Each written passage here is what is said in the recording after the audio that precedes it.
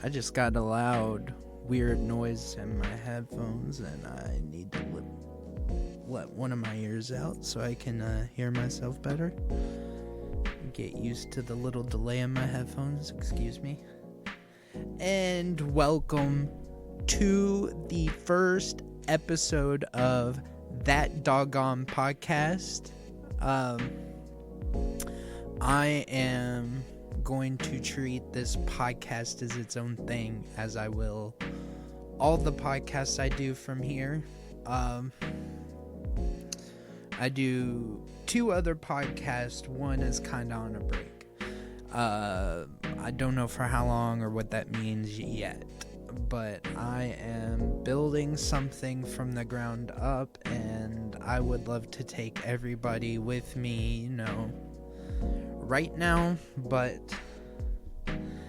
I have to build first, and I have to do some solo work here because I've had difficulties getting people on the same page. But that's not what this podcast is about. It is about animal welfare in general and other things like success stories or training tips, and not just about dogs either. It's about animals in general, right? So this is That Doggone Podcast, and it is one of three I'm doing right now. And if you would like to see me step out of the animal welfare arena and travel a little, even here, everything's going to be very local until it's not.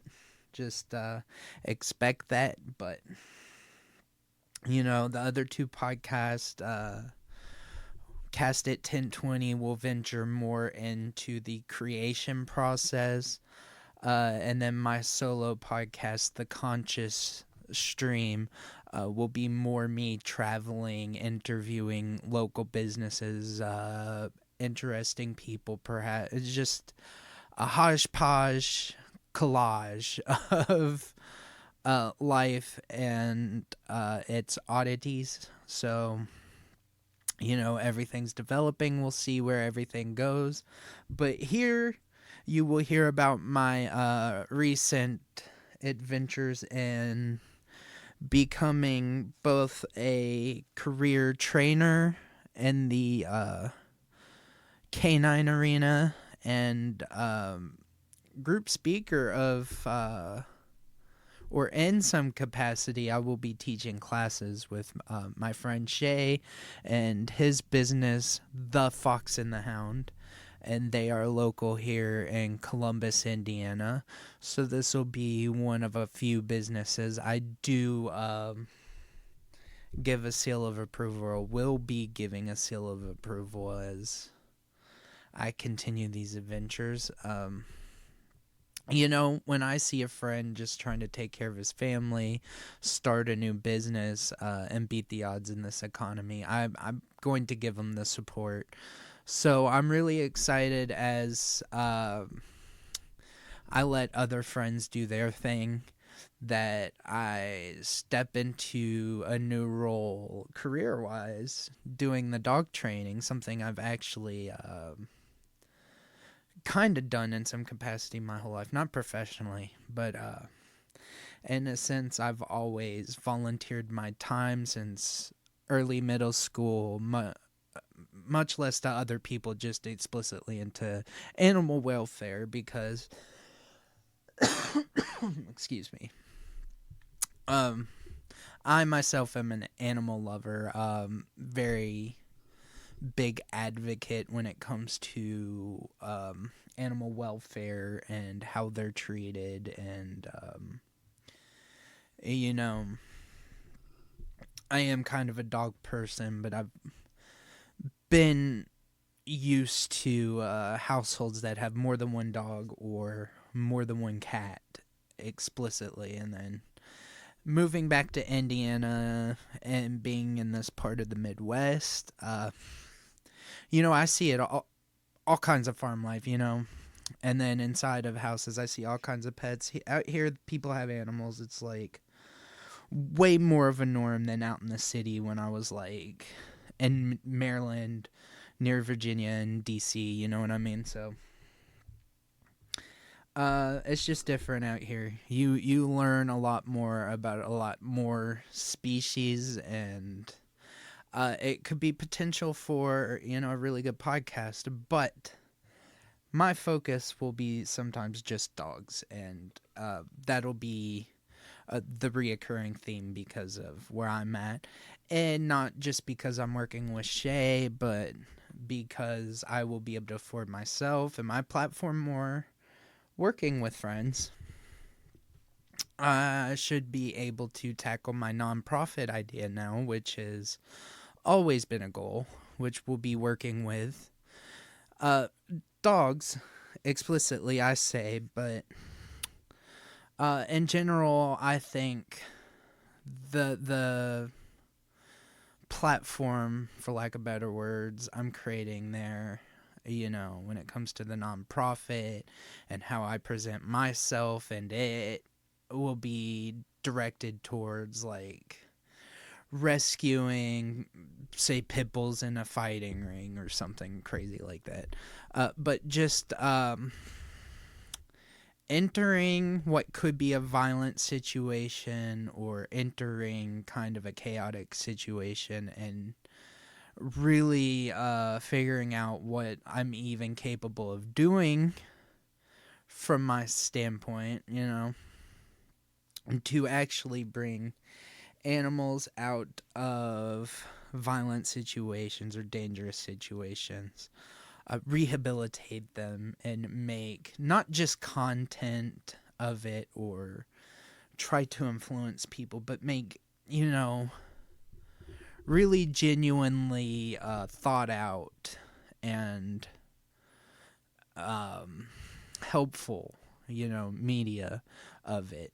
Stuff we can really educate with, stuff we can really help the welfare of abused animals with, and that'll kind of be its own focal point, and or in and of itself when I get to that point. So over here, I'm gonna try to keep it just family friendly more so than the other stuff, and kind of like lighthearted and amusing, and not so heavy on the, like, we might do some cover stories here, and they might get sad, but I just don't want to make this entire like podcast and platform on this side like all about sharing sob stories and trying to gain attention that way, because some people operate that way, and they could cause people a lot of distress doing it that way. So I want things to stand on their own and have their focal point and do what they're supposed to, but I really want this one to be about like something I'm good at, something I'm doing immediately and can fit in my day. And this being work anyway, or becoming work, it's going to be really easy for me to concentrate on this, make content of it along the way.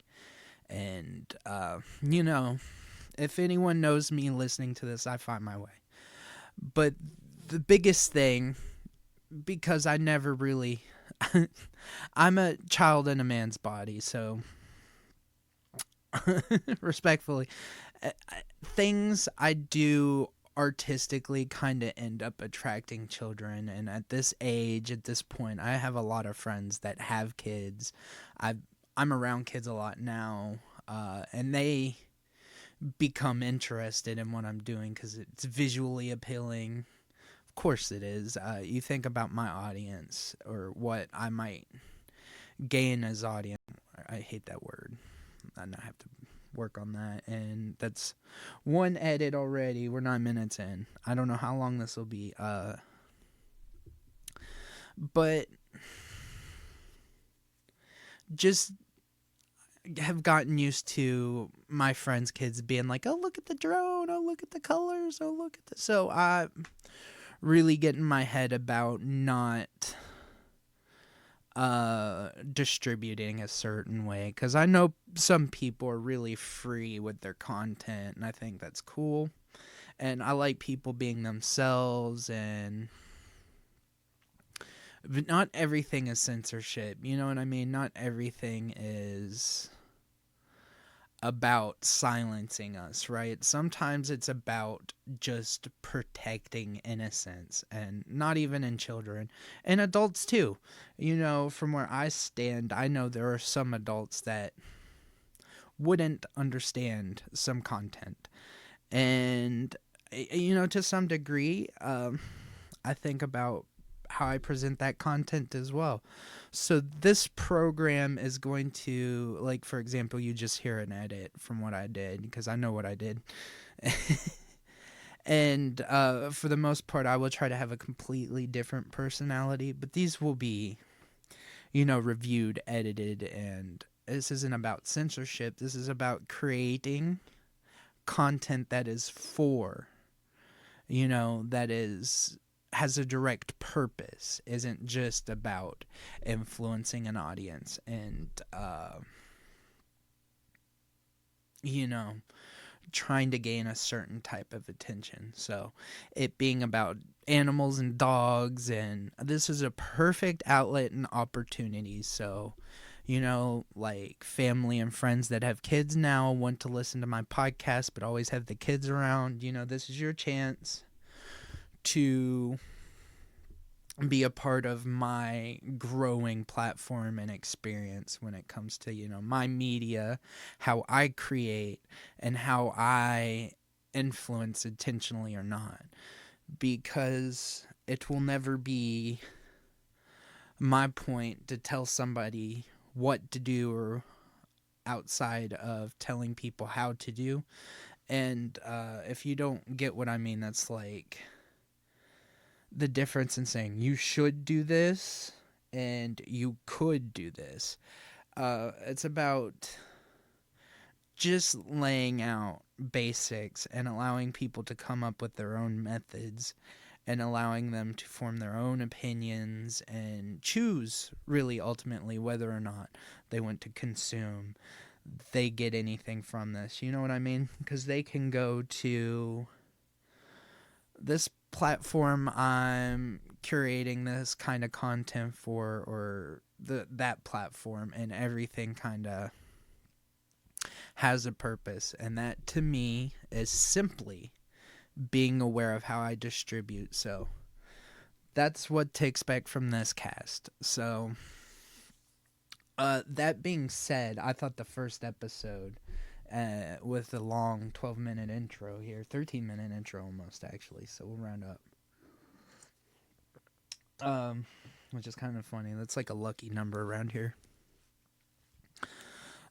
Yeah, I just thought I would come up with a theme or like an idea and make it a vocal point and make that episode 1. So my thought was right around December. A huge mistake a lot of people make is giving away a dog as a pet, making it a Christmas gift, or another context, a birthday gift, a Valentine gift, a gift in general. Let me disclaimer this conversation with myself with not really a pet, guys. You know, any animal really, but you don't, because there's context behind that every time. Like when you go to get the kid a pet, you expect them to take care of it, or you've had that conversation, and it's just not cool to me to use an animal as a reward, or use an animal as a, you know, because they have specific needs. You know, they're a living, breathing creature. They feel, they have emotions, they have nerve endings. They're just like you and me. So they don't really get a choice, and it's totally unfair to put them in a situation where you expect your child, who, depending on what age, may not be that much more developed than the dog. You know what I mean? Like, as an adult, when you do these things, you're going to come into the situation with the responsibility, no matter what you think the child should or shouldn't do. And the dog doesn't get a choice. And if your child were in the same situation, they'd be in very, very similar shoes. It'd be the same with a babysitter or a family member you want to trust that you can't. So, you know, if you're going to get a dog as a gift, be competent, be coherent.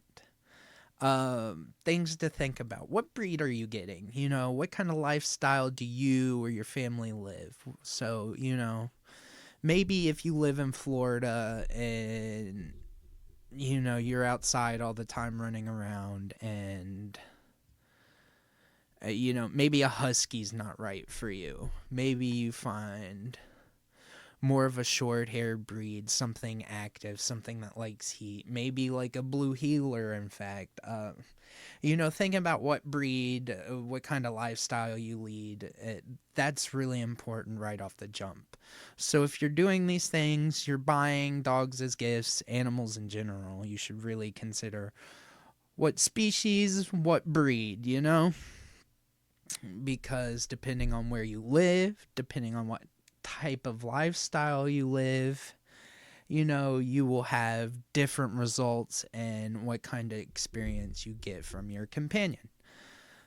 So, you know, like a husky's going to be pretty miserable in Florida and you're probably not going to enjoy a lot of your time with it. But a blue heeler, you know, an Australian herding dog might love Florida, might love running around with the family. So that's exactly what I mean in picking breeds. But not to judge, I'm also not a huge fan of pure breeding or, you know, people who do that. So to each their own. But, you know, you can get mixed breeds. You can also rescue. I'm a big advocate on rescuing, finding animals that are already here with us and need a home, you know, like, because people do this. They they get a dog for Christmas or something. I'm pretty sure this is little Kirby's story. He's our new companion around here, and my little, for lack of better words, rescue. No, yeah, I'm pretty sure he was a gift somebody got in the draw. He spent the last 2 years in a shelter, and if I hadn't driven 3 hours to go pick him up, the shelter has no choice but to put him down because of the way it's ran. And you know, I can't speak for the employees I interacted with. They obviously had a lot of love for Kirby, and dude, we were bare. If I hadn't come in, they were preparing to put him down. Those people were crying. It was very emotional, the whole situation. But you know, we even started meeting with him, kind of biting me. Not really, but he snapped at me. He got some teeth in. He didn't hurt me. And immediately I saw where he was scared. He's just misunderstood, you know. And that's kind of how these things work. He needed somebody to get to his level. So me getting down on one knee after he does that. And I'm like, dude, I'm not going to hurt you, you know. He starts sniffing. He gets to know me. He's a totally different dog. I'm telling you, this dog, he seems mean on the outside, but he's one of the sweetest pups I've worked with in 33 years. And that might not be a huge amount. It's a growing amount now, but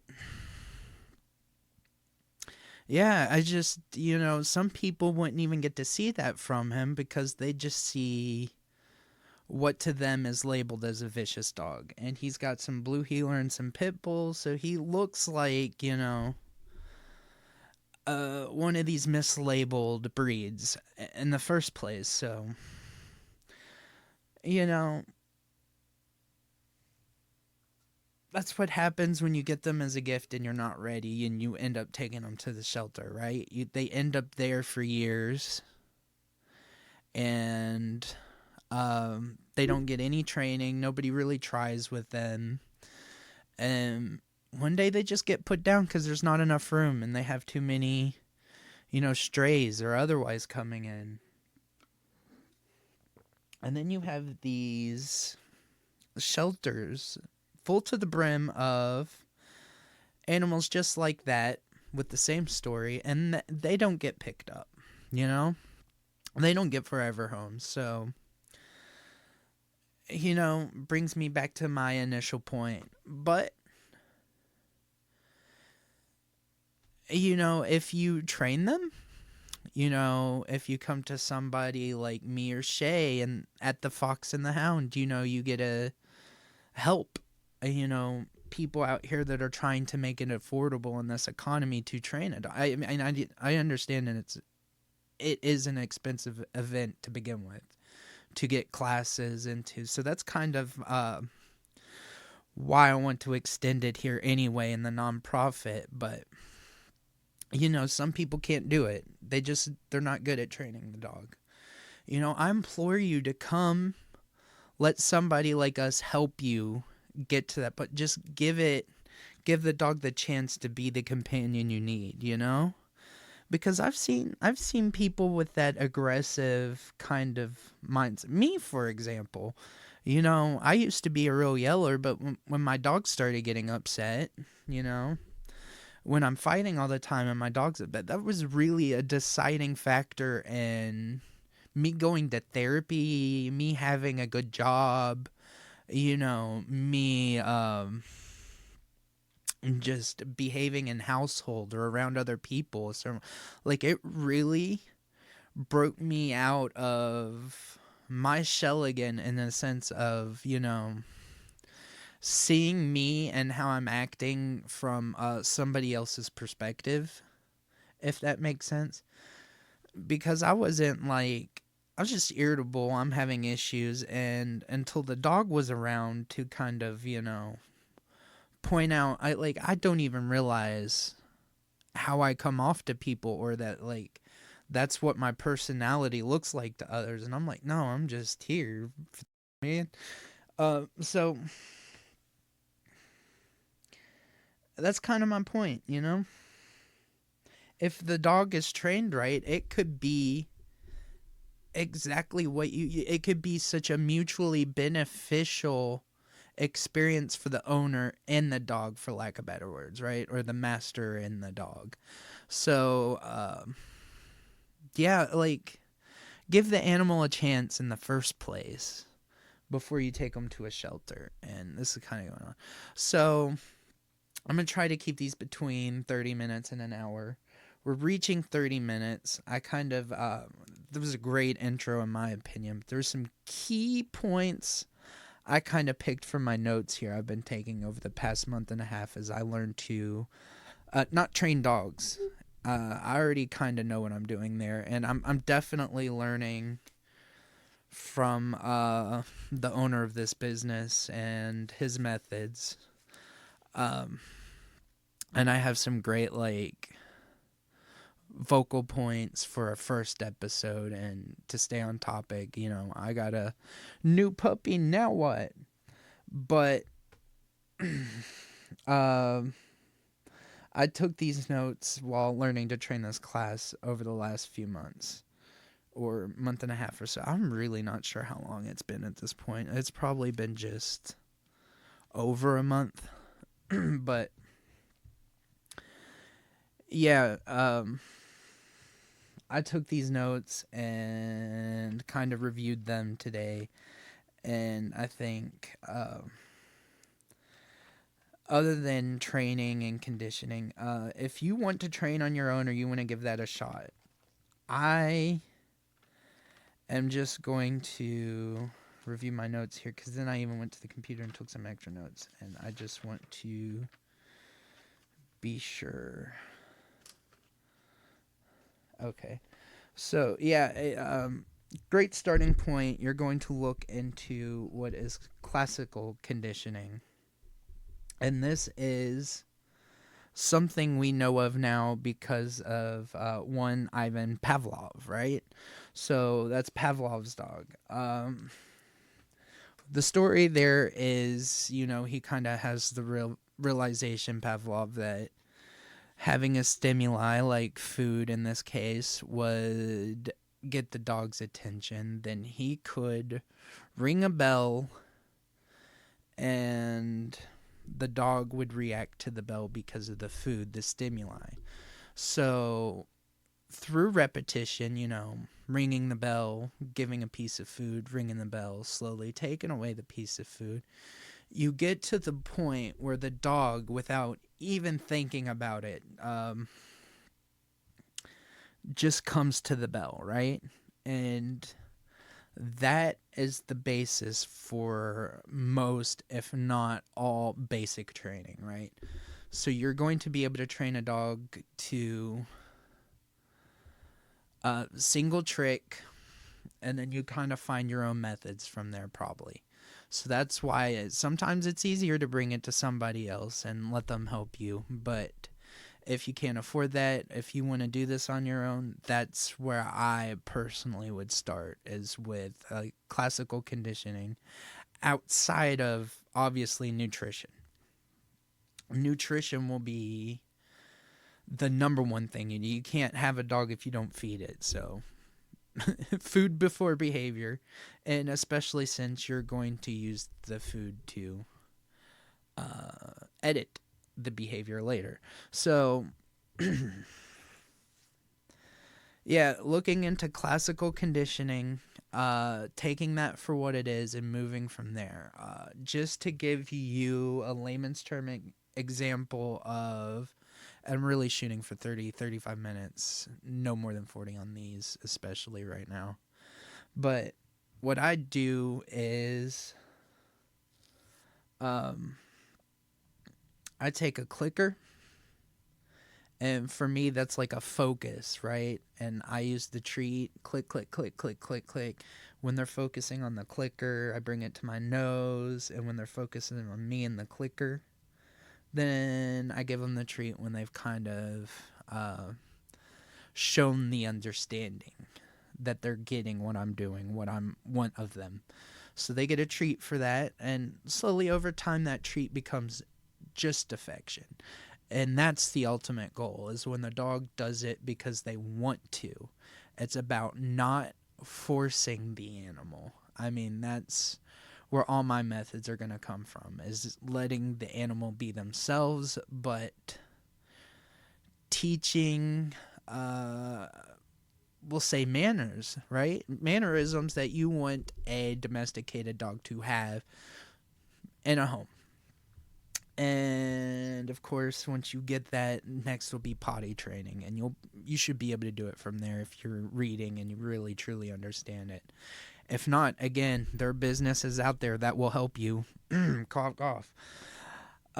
So that being my starting point in terms of behavior and training, one of the other first things you have, really, these are both like number one on your list of things to do, would be looking into that, and nutrition. Immediately look into nutrition. Obviously, water. You don't need to start adding soda to their diet, so water, that's an easy one.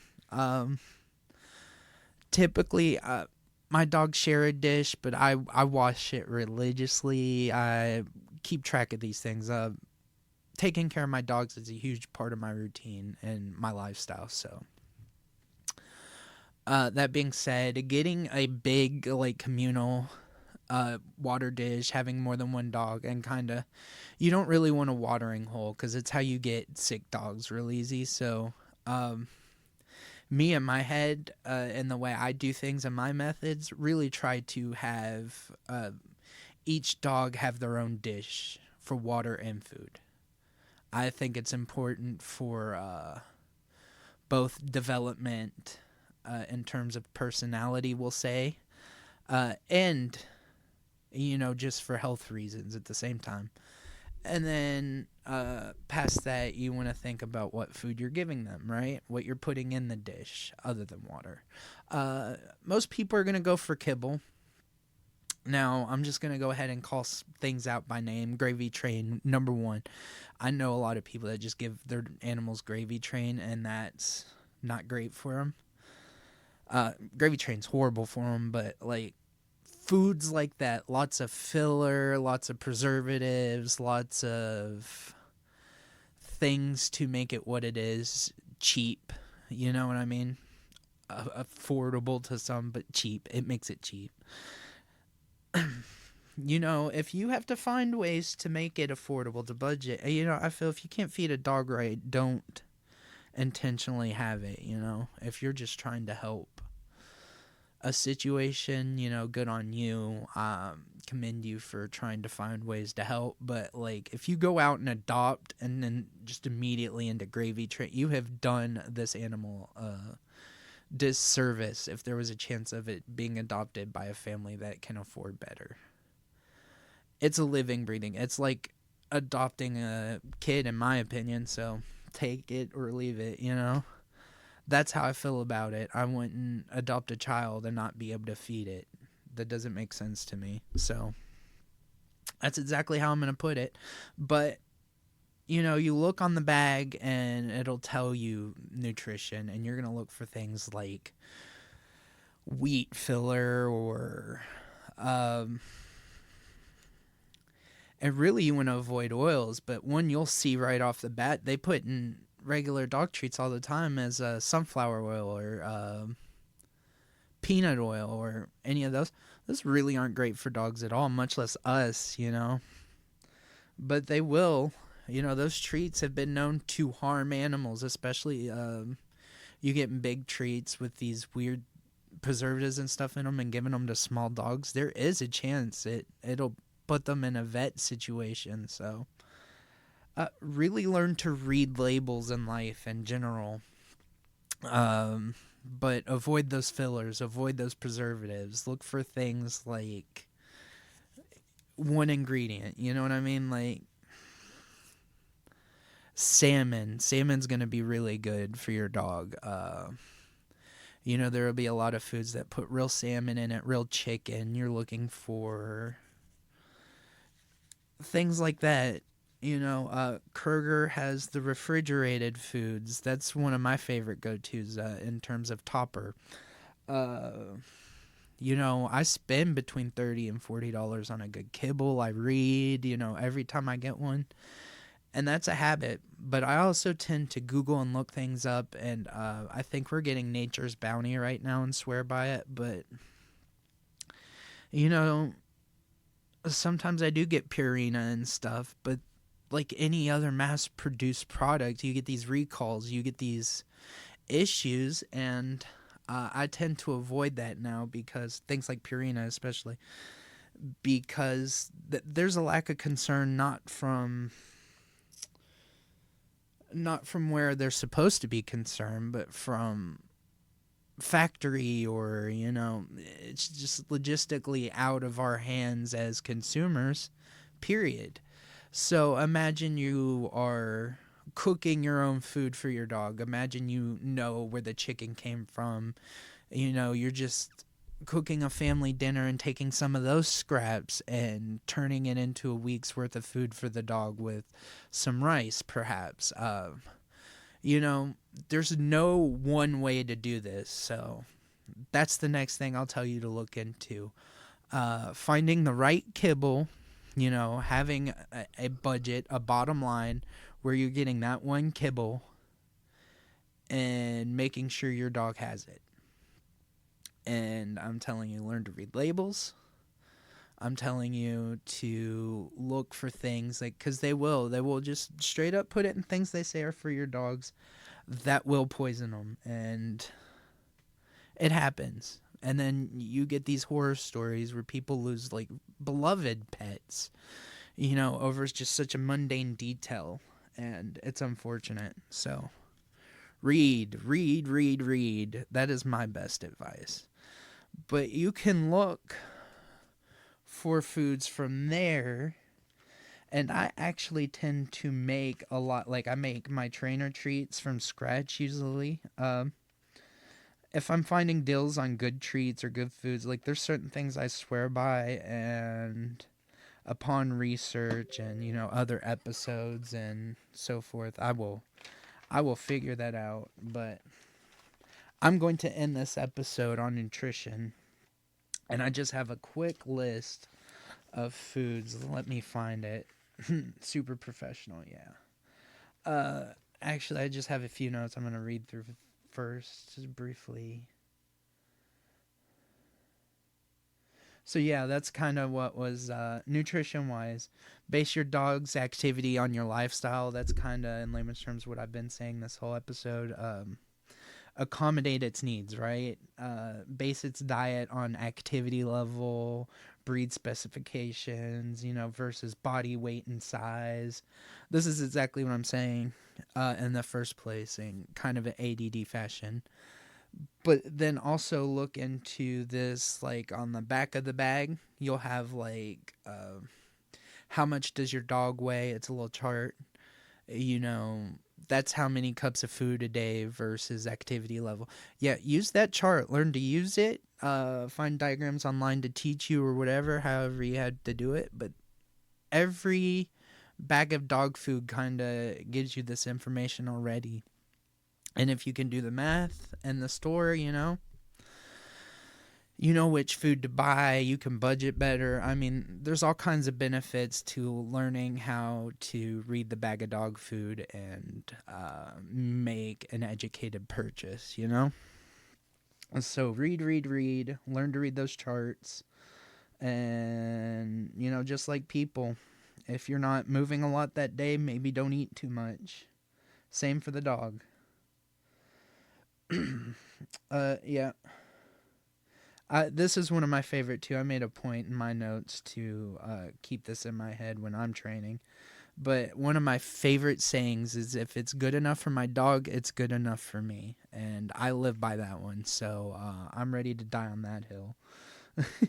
If they have a few different foods I've tried, and I know some people go, ew, gross, but it's like the same. Like, you eat bologna, shut the heck up, you know?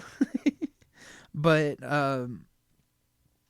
I've tried their treats. I've tried, because I know what's in it. I read labels, and it's not scary when you're educated. So point made there. In terms of vegetables and stuff, really in human and dogs health or case, raw vegetables and stuff. But if you're cooking them food, you're giving them meat, cook that. You know what I mean? Most of the time you want to cook things like egg and meat.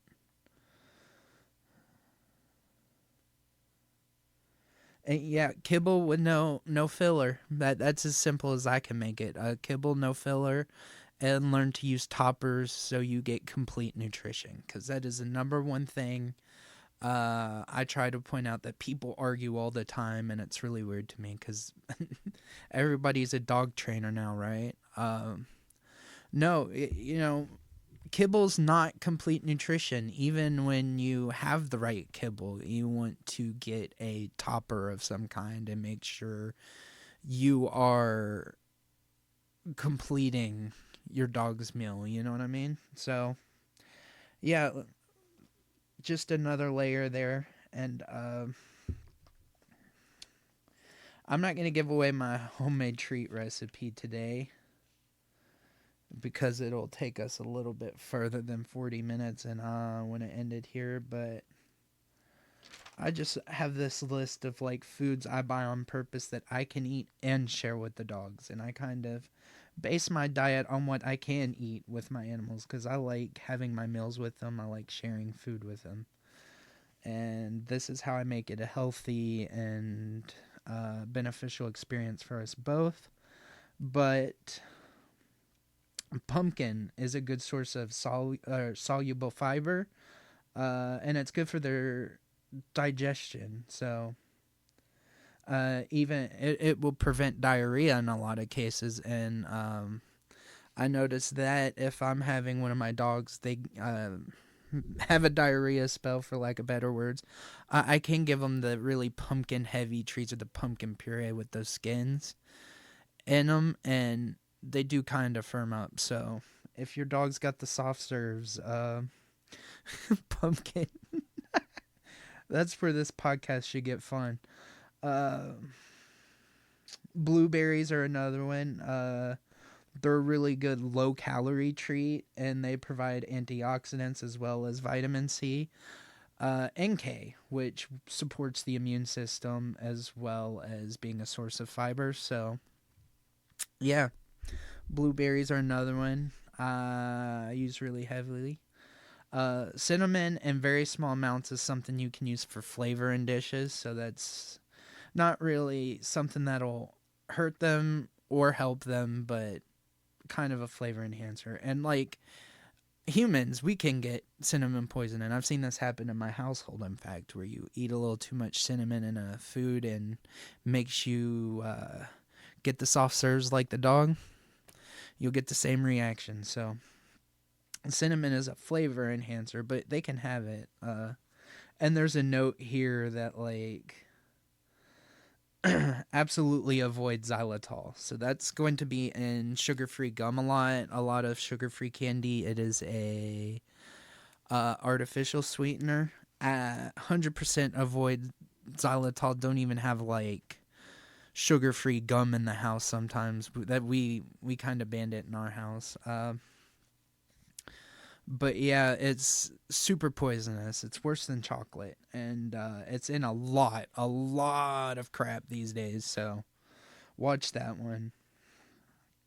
Oh, really great one, and kind of this is one of those treats you can distract your dog with because you can put on licking plates and stuff like that. But that would be just natural peanut butter, only peanuts, no oils.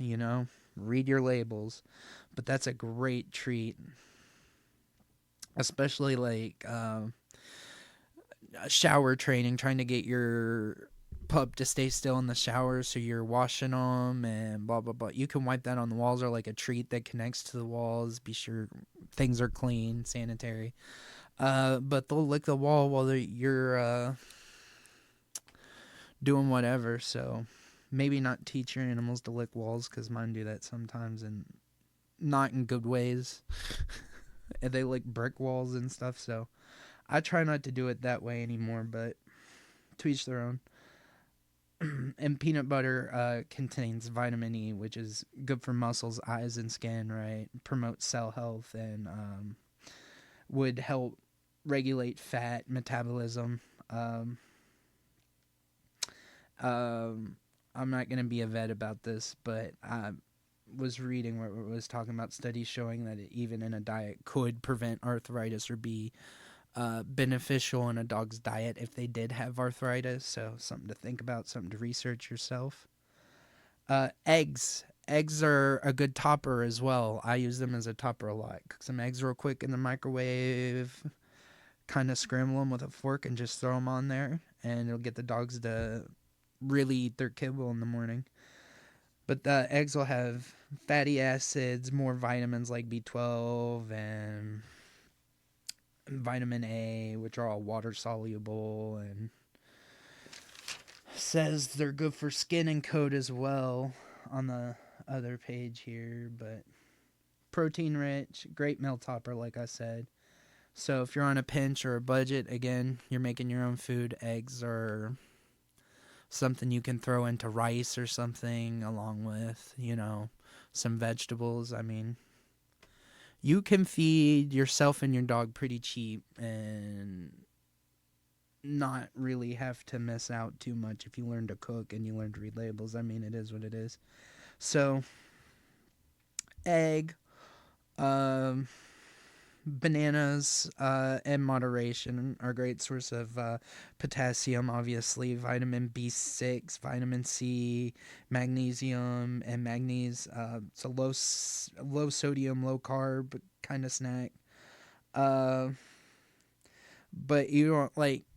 I give my big dog half a banana. I give my little dog a couple bites. You don't want to do more than that. First of all, bananas will make them gassy. Could cause abdominal pain. If they're too gassy, your dog's going to fart if you give them a banana, for one. So, I know from experience, trust me. It'd be stinky. But yeah, they're really good for treats in the long run. If you're making homemade treats, and I'll cover this on maybe the next episode or something, but I'm about to hit 50 minutes. I'm trying to end it here, but